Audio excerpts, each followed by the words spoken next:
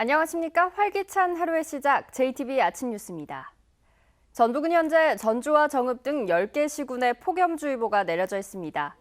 오늘은 구름이 많은 가운데 덥겠습니다. 낮 최고 기온은 전주와 익산 31도 등 29도에서 33도의 분포를 보이겠습니다. 미세먼지 농도는 보통 수준이지만 오존 농도는 나쁨 수준이 예상됩니다. 내일과 모레도 낮 기온이 31도까지 올라 덥겠습니다. 전주기상지청은 당분간 낮 기온이 33도를 오르내리는 무더위가 이어지겠다며 건강관리에 주의를 당부했습니다.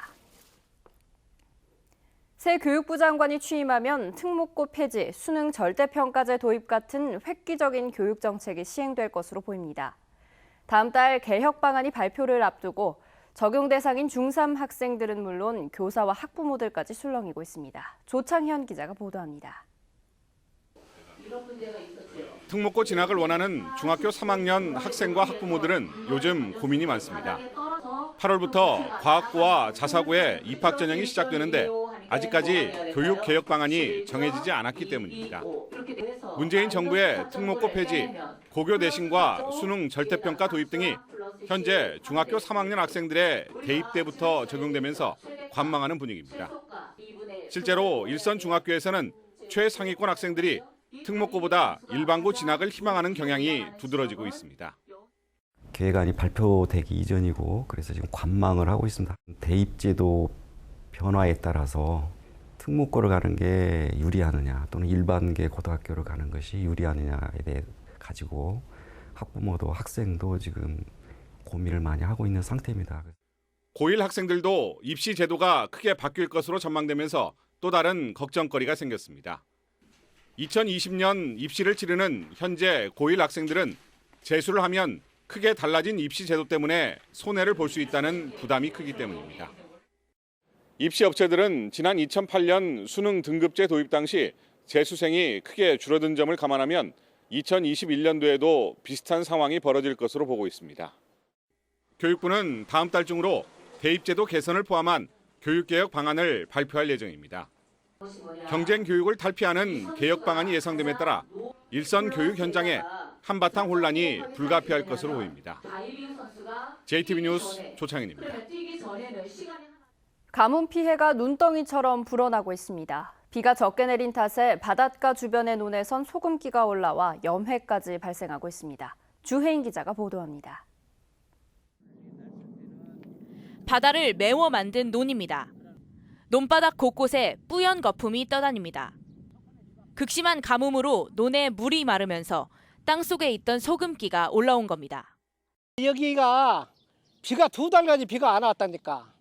와야 조금씩 떼기 놀라만 쳐서 와가지고 사람도 말라 죽는데 이게 바다에 모내기 한 것이 지금 피해가 염기는 무지하게 피해가 많아. 빈자리에 다시 모를 심고 마른 논에 물을 대보지만 가뭄 앞에서는 역부족인 상황. 물조차 되지 못한 논은 피해가 더욱 심각합니다. 가뭄으로 간척지 논의 염도가 높아지면서 보시는 것처럼 이렇게 모들이 모두 누렇게 말라 비틀어졌습니다. 극심한 가뭄이 이어지면서 최근 고창에서만 논 17헥타르에서 염해가 발생하는 등 지금까지 전북의 논밭 48헥타르가 가뭄 피해를 본 것으로 집계됐습니다. 이렇다 보니 올해 모내기는 모두 헛수고가 돼버렸습니다. 여기 지역이 20년 만에 이런 현상이 처음 나왔습니다. 옛날에는 이 하천 물 가지고 농사를 계속 잘 지었어요. 근데 금년도 들어서 가뭄이 들어서 이렇게 큰 피해를 보고 있습니다. 여기 주민들이 다 울상입니다. 6월과 7월 강수량이 평년보다 적을 것으로 예상되는 데다 당분간 비다운 비가 올 기미도 없어 농민들의 메마른 한숨이 깊어지고 있습니다. JTBC 뉴스 주혜인입니다.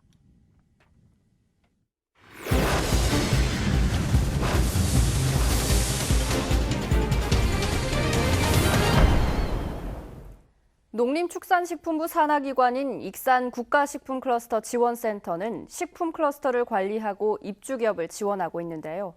이 센터가 수십 톤의 폐수를 무단 방류했다는 의혹이 나와 물의를 빚고 있습니다. 정원익 기자입니다. 정화조에 연결된 호스를 타고 시커먼 물이 우수관으로 콸콸 쏟아집니다. 국가식품 클러스터에 있는 시험 생산 시설에서 나온 폐수입니다. 국가식품 클러스터 지원센터가 시설 관리를 위탁한 도급업체 직원들에게 시켜 벌인 일입니다.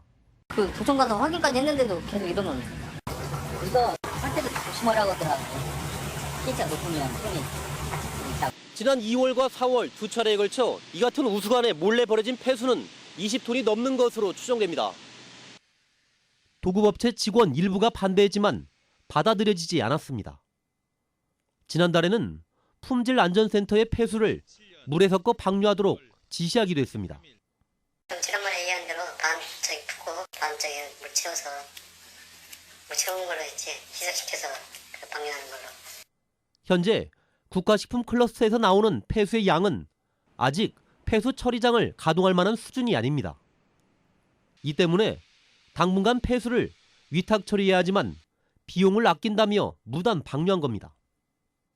센터 측은 품질안전센터의 폐수는 아직 방류하지 않았고 시험 생산시설의 폐수는 청소 뒤 나온 것으로 문제가 없다고 밝혔습니다.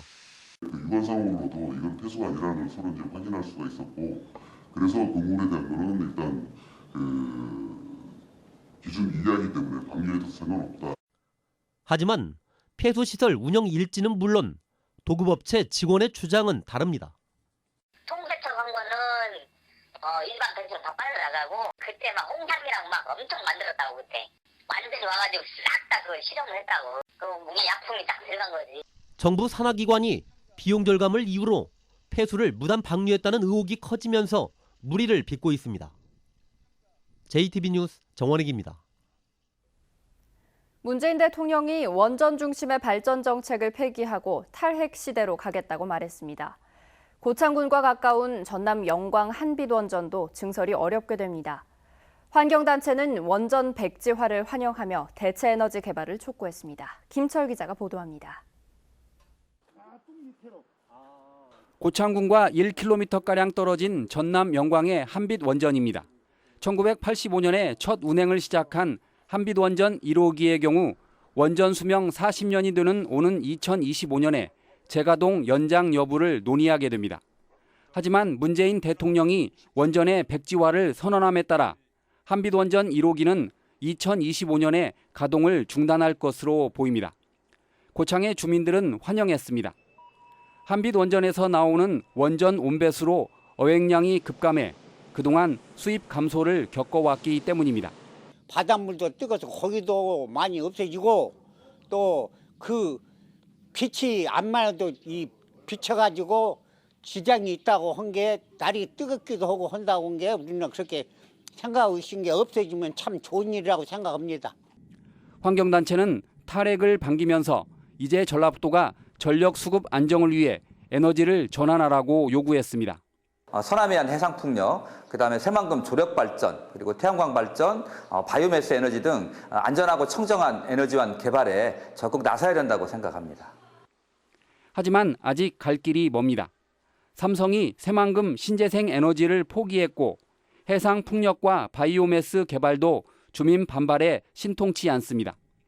정부의 탈핵 선언으로 산업계의 지도가 바뀌는 만큼 친환경적인 미래 에너지를 찾는 작업이 시급해졌습니다. JTB 뉴스 김철우입니다. 어린이들의 오감을 자극하는 도심 속 숲 놀이터가 인기를 끌고 있습니다. 전주시는 이른바 아이숲을 늘려나갈 계획인데 부지 확보가 과제입니다. 권대성 기자가 취재했습니다.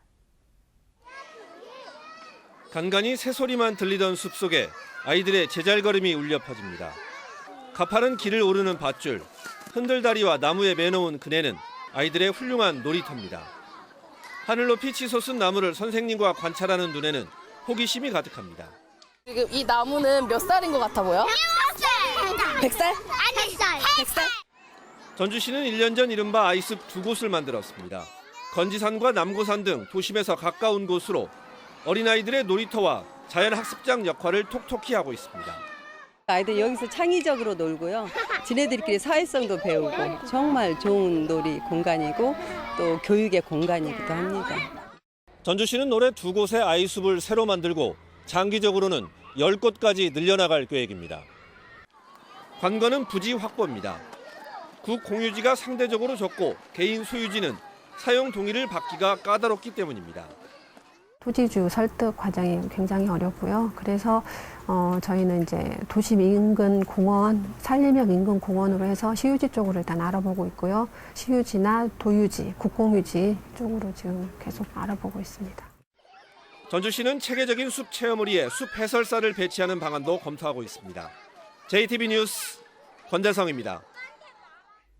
순창군이 농촌의 골칫거리인 방치된 빈집을 고쳐 귀농인 등의 반값에 임대해주고 있습니다.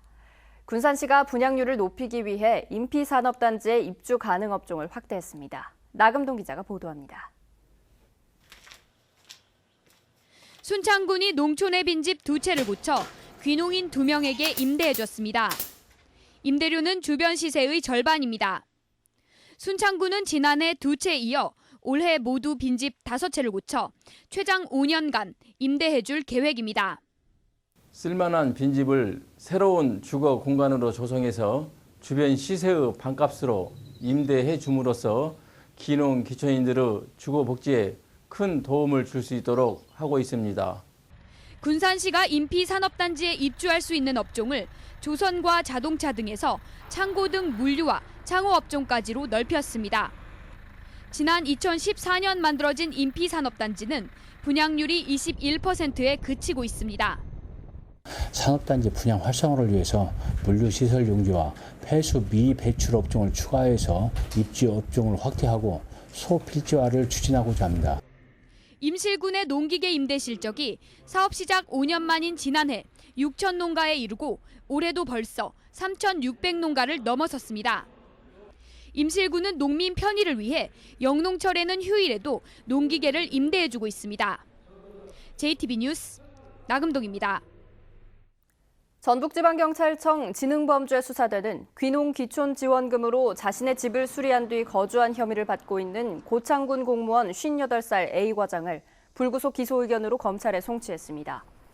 A 과장은 2014년 6월 귀농 귀촌 지원금 1,000만 원을 받아 자신의 집을 수리한 뒤 귀농인에게 1년 동안 임대해주고 자신이 2년 동안 거주한 혐의를 받고 있습니다.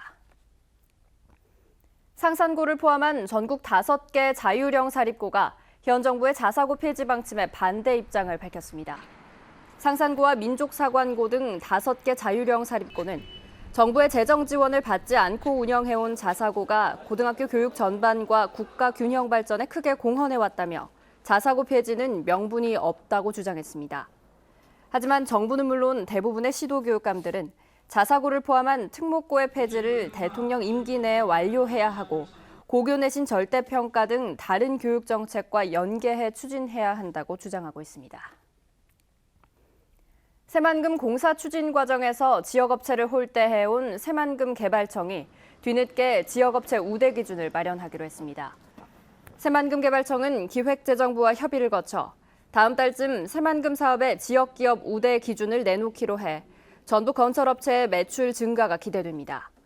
그러나 지난 수년 동안 지역업체에게 15%의 참여만 보장해온 새만금 개발청이 새 정부 출범 이후 지역업체 참여 비율을 30%로 늘릴 경우 정권의 눈치만 보는 게 아니냐는 비판이 커질 것으로 보입니다. 닭과 오리의 다른 시도 반출 금지를 어긴 전북의 축산 차량 4대가 적발됐습니다. 농림축산식품부는 지난 12일부터 나흘 동안 가축 거래상 등록 차량 가운데 시도 간 반출 금지를 어긴 의심 차량 25대를 확인한 결과 남원 2곳과 전주 1곳, 정읍 1곳이라고 밝혔습니다. 전라도는 이들 차량을 대상으로 가축을 운송했는지 조사한 뒤 문제가 드러나면 고발하기로 했습니다.